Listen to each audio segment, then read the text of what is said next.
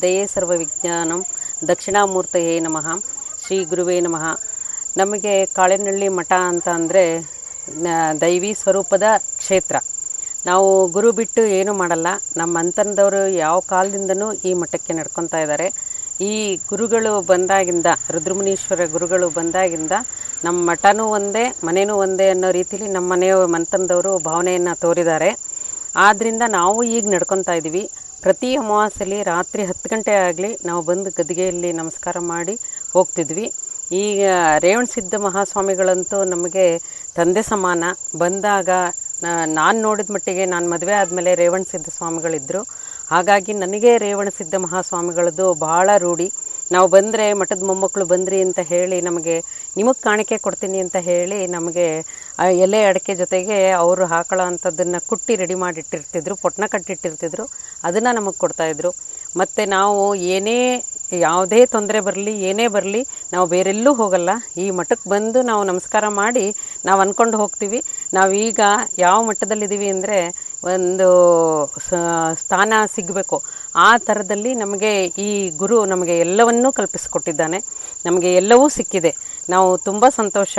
ಈಗ ಸಿದ್ಧಲಿಂಗ ಮಹಾಸ್ವಾಮಿಗಳು ಬಂದಿದ್ದಾರೆ. ಅವರಂತೂ ನಮಗೆ ಮನೆಯಲ್ಲಿ ಮಗನಲ್ಲಿ ಮಗನೂ ಆಗಿದ್ದಾರೆ, ತಂದೆನೂ ಆಗಿದ್ದಾರೆ. ಆ ರೀತಿ ಆಗಿರೋದ್ರಿಂದ ನಮಗೆ ನಾವು ಏನೇ ಕಷ್ಟ ಬಂದರೂ ಬೆಳಗ್ಗೆ ಎದ್ದು ಫಸ್ಟು ಅವ್ರ ಪಾದ ನೆನೆಸ್ಕೊತೀವಿ. ನೆನೆಸ್ಕೊಂಡ್ರೆ ಅದು ಎಲ್ಲ ಬಗೆಹರಿದು ನಾವು ಇವತ್ತು ಮನುಷ್ಯರಾಗಿ ಜೀವನ ಮಾಡ್ತಾಯಿದ್ದೀವಿ. ಮನುಷ್ಯತ್ವವನ್ನು ನಮ್ಮ ಮನದಲ್ಲಿ ತೋರಿಸ್ತಾ ಇದ್ದೀವಿ. ನಾನು ಈಗ 5 ವರ್ಷದ ಹಿಂದೆ ನನಗೆ ಕಾಯಿಲೆ ಬಂದಿತ್ತು. ಬ್ರೆಸ್ಟ್ ಕ್ಯಾನ್ಸರ್ ಆಗಿತ್ತು. ಬ್ರೆಸ್ಟ್ ಕ್ಯಾನ್ಸರ್ ಆಗಿತ್ತು ನನಗೆ. ಆವಾಗ ನಾವು ಇನ್ನೇನು ಮಾಡಲಿಲ್ಲ. ಫಸ್ಟ್ ಸೀದಾ ಬಂದು ಗದ್ದಿಗೆಗೆ ಬಂದು ನಮಸ್ಕಾರ ಮಾಡಿಕೊಂಡು ರೇವಣಸಿದ್ಧ ಅಜ್ಜಾರಿಗೆ ನಮಸ್ಕಾರ ಮಾಡಿ ನಾಳೆ ಆಪ್ರೇಷನ್ಗೆ ಹೋಗ್ತಾ ಇದ್ದೀನಿ ಅಂತ ಹೇಳಿದ್ದೆ. ಅದು ಅವ್ರಿಗೂ ನೆನಪಿರಲಿಲ್ಲ, ನಮಗೂ ನೆನಪಿರಲಿಲ್ಲ.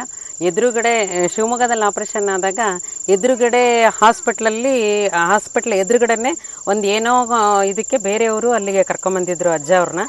ಆವಾಗ ಆಪ್ರೇಷನ್ ಆಗಿ ನಾವು ಹೊರಗೆ ಬಂದು ಮಲಗಿದ್ದೀನಿ. ಅವ್ರು ಬಂದು ನನ್ನ ತಲೆ ಮೇಲೆ ಕೈ ಆಡಿಸಿದ್ರು. ನಾನು ಪುನರ್ಜನ್ಮ ತಾಳಿ ಇವತ್ತಿನವರೆಗೂ ನಾನು ಜೀವನ ಮಾಡ್ತಾ ಇದ್ದೀನಿ. ನನ್ನ ಸೇವೆ ಅಂತ ನಾನು ರಂಗೋಲೆ ಹಾಕ್ತೀನಿ. ಯಾಕಪ್ಪ ಅಂತಂದರೆ ನಾನು ಯಾವಾಗಲೂ ಪುಣ್ಯತಿಥಿ ಇದ್ದಾಗಲಿ ಮಠದ ಏನೇ ಕಾರ್ಯಕ್ರಮ ಆಗಲಿ ಹಿಂದಿನ ದಿವಸ ಬಂದು ನನ್ನ ಕೈಲಾದದ್ದು ನನಗೆ ಬರೋದು ರಂಗೋಲೆ. ಆ ರಂಗೋಲೆನ ಹಾಕ್ತಿರ್ತೀನಿ ನನ್ನ ಸೇವೆ ಅಂತ ಹೇಳಿ. ಆವಾಗ ಸಿದ್ಧಲಿಂಗ ಸ್ವಾಮಿಗಳು ಹಿಂದೆ ರೇವಣಸಿದ್ಧ ಅಜ್ಜರು ಇದ್ದಾಗ ಬರ್ತಿದ್ರು ಏನೇ ಕಾರ್ಯಕ್ರಮ ಆದ್ರೂ. ಒಂದು ಸತಿ ಬಂದಾಗ ನಾನು ರಂಗೋಲೆ ಹಾಕಿರಲಿಲ್ಲ. ಯಾಕೆ ರಂಗೋಲೆ ಹಾಕಿಲ್ಲ ಅಂದಾಗ ಇದೇ ರುದ್ರಮುನಿ ಅಣ್ಣರು ಆ ಯಮ್ಮಂಗೆ ಬ್ರೆಸ್ಟ್ ಕ್ಯಾನ್ಸರ್ ಆಗಿಬಿಟ್ಟಿದೆ, ಹಾಗಾಗಿ ರಂಗೋಲೆ ಹಾಕಿಲ್ಲ ಅಂತ ಹೇಳಿದರು. ಆವಾಗ ಅವ್ರದ್ದೊಂದು ಫೋಟೋ ತೊಗೊಂಬರ್ರಿ, ನಾನು ಪೂಜೆ ಮಾಡ್ತೀನಿ ಅಂತ ಹೇಳಿದರು. ಆ ಫೋಟೋನ ತಲುಪಿಸಿದ್ರು ನಮ್ಮ ಮನೆಯವರು. ಹಾಗಾಗಿ ಪೂಜೆ ಮಾಡಿದರು ಸಿದ್ಧಲಿಂಗ ಮಹಾಸ್ವಾಮಿಗಳು.